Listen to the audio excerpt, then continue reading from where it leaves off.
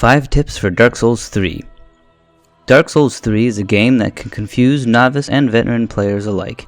I've gathered 5 tips that will help you play and succeed in killing the numerous enemies ahead of you. Boss Soul Weapons. Just like in Dark Souls 2, you can transfer your boss souls that you get from defeating the various bosses into a specific NPC vendor to receive various weapons in return. In Dark Souls 3, it's much the same, except for you must first gain an item and turn that item into an NPC at the Firelink Shrine. To accomplish this, you must first go to the undead settlement and fight the boss of that area, the Curse-Rotted Greatwood. After you kill the boss, you will receive the Transposing Kiln, which you can give to Ludith of Corlin, located in the back of the Firelink Shrine. There you can transfer your boss souls you get into various weapons and rings. Ludith is sitting on one of the big thrones along the stairs in the Firelink Shrine.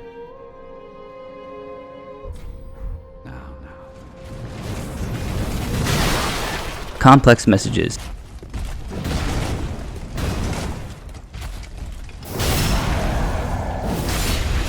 In Dark Souls 3, you have the ability to leave messages for other players to come across.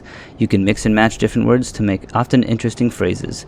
Other players can rate your messages, which in turn heal you, and that can get you out of some sticky situations. To make your messages stand out, you can add additional words and even gestures. Just open your message and then hit Y on the Xbox One, triangle on the PS4, or F on the PC.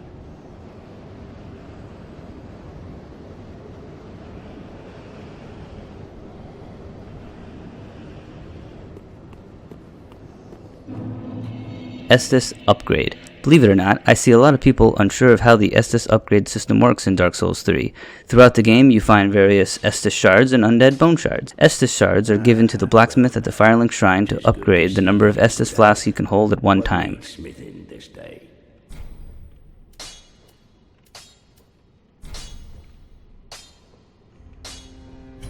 Also, don't forget you can allot the amount of Estus flasks and Ashen flasks you hold.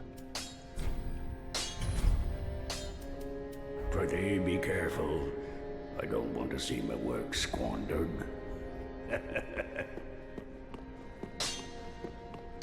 Undead bone shards can also upgrade your Estus flask to heal more each use. Just sit at the bonfire in the Firelink Shrine and choose to burn your undead bone shard. This will intensify the bonfire and upgrade your Estus flask.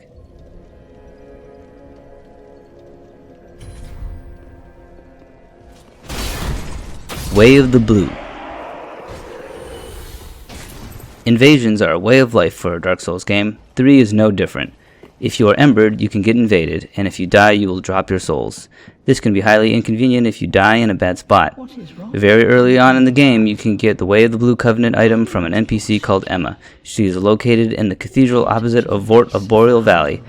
Once equipped, this will allow other players in the Blue Sentinels Covenant to join in and help against invading players. You can have multiple Blue Sentinels join and help if one dies before the invader is vanquished. Not only does this help you, but it will also help the Blue Sentinels waiting to grind for their own Covenant.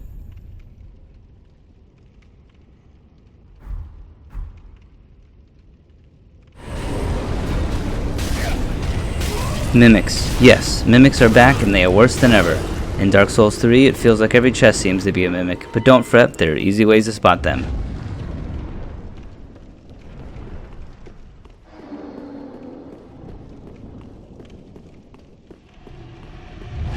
On every chest there is a chain attached to its right hand side. On a mimic chest, the chain loops down and towards the mimic.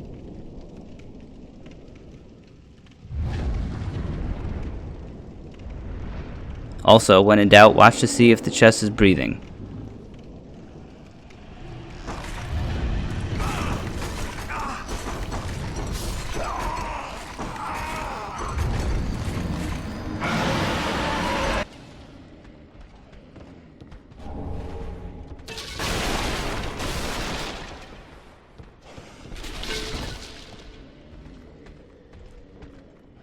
On a good chest, the chain loops up and away, almost making a smiley face for the player.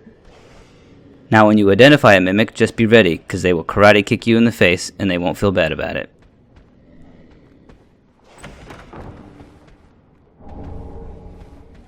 Thank you for watching my tips on Dark Souls 3. I will be playing a lot more Dark Souls, so please expect more videos in the future. Thanks.